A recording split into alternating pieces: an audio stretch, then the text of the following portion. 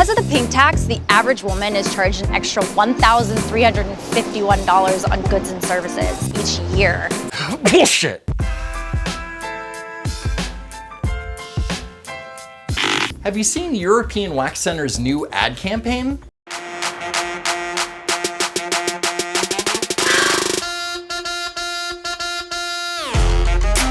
I'm about to debunk the entirety of this ad campaign, so buckle the fuck up because we're gonna do a deep dive. First, let's look at where the ad is getting this number.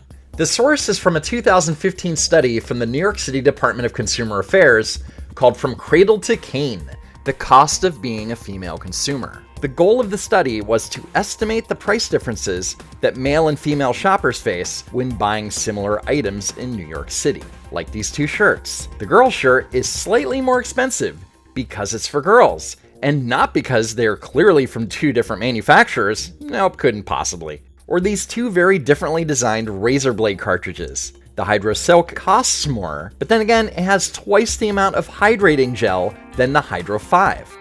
But they both have the word hydro on the box. That means that they should cost exactly the same. Yeah, that's not how it works. And consider this, men shave their face every day, which means they have to replace blades twice as often as women. So while a men's blade cartridge might cost less than a woman's, men are buying twice as many of them. A year's worth of the Hydro Silk would cost a woman nearly $111 a year. The Hydro 5 would cost a man nearly $180 a year. That's a 62% higher cost for men. And if you think that these are so similar, then why not just buy the men's razor?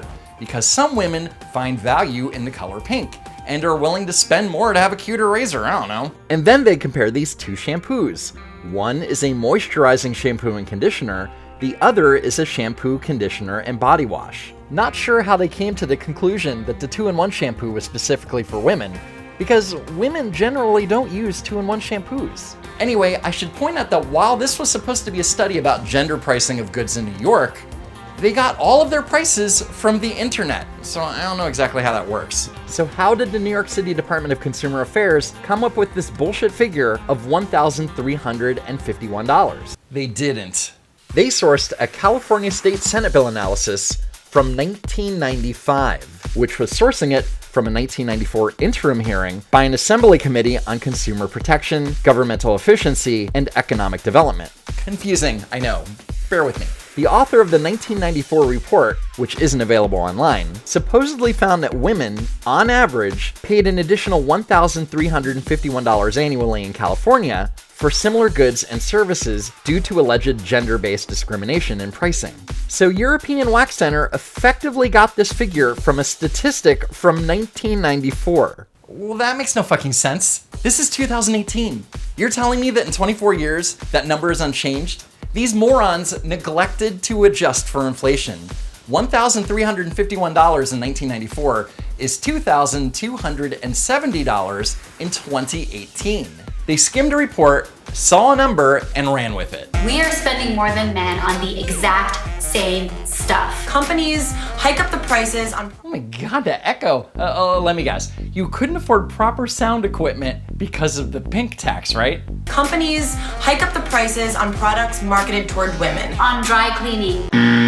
Even when a men's shirt is brought to the cleaners, they're typically laundered and not dry cleaned. And then they're folded in an automated press. Women's shirts and blouses are typically dry cleaned and usually need to be hand pressed, as they are more delicate than men's cotton shirts, hence the higher cost. Haircuts. There's a big difference between going to the barber and going to the salon. Salons cost more because women's haircuts are usually more intricate.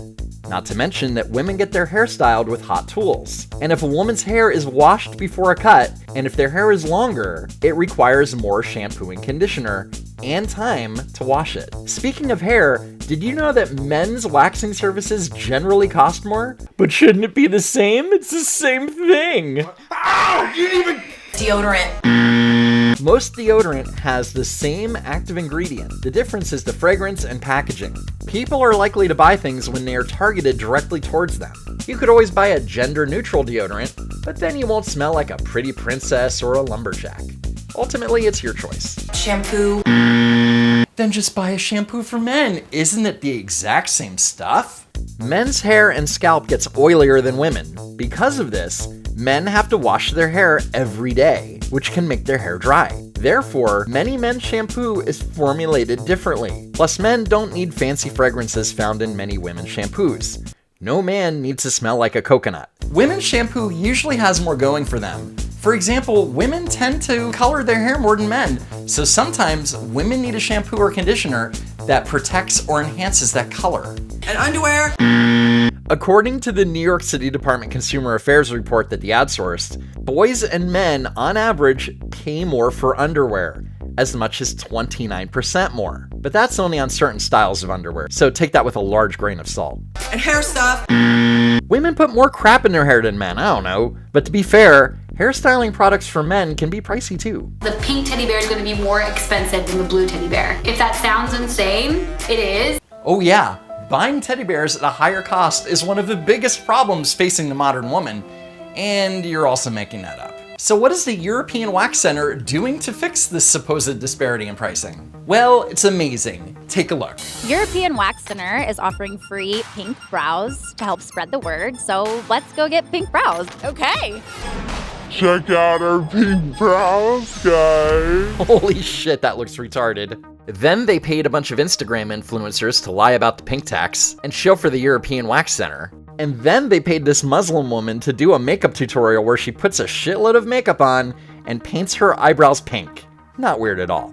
Then, based on that $1,351 figure, European Wax Center is offering a 13.51% discount on one product or service for the entire month of April 2018. Wow, one whole product. Take that, pink tax. Ironically, this discount is both for men and women, because otherwise, that would be breaking the law by favoring one gender over another. Regardless, by the time you probably end up watching this, April will be over and the discount will be expired. So much for axing the pink tax.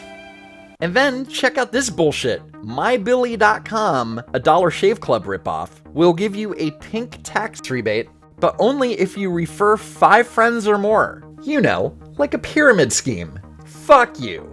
And if you think either of these companies are an advocate for saving women money, you're fucking dreaming.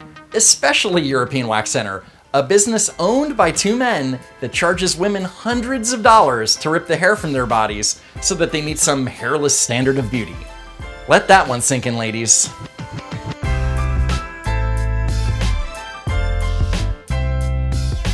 Thanks for watching, everyone, and if you liked what you saw, please click that thumbs up button and maybe even share it on Twitter and Facebook.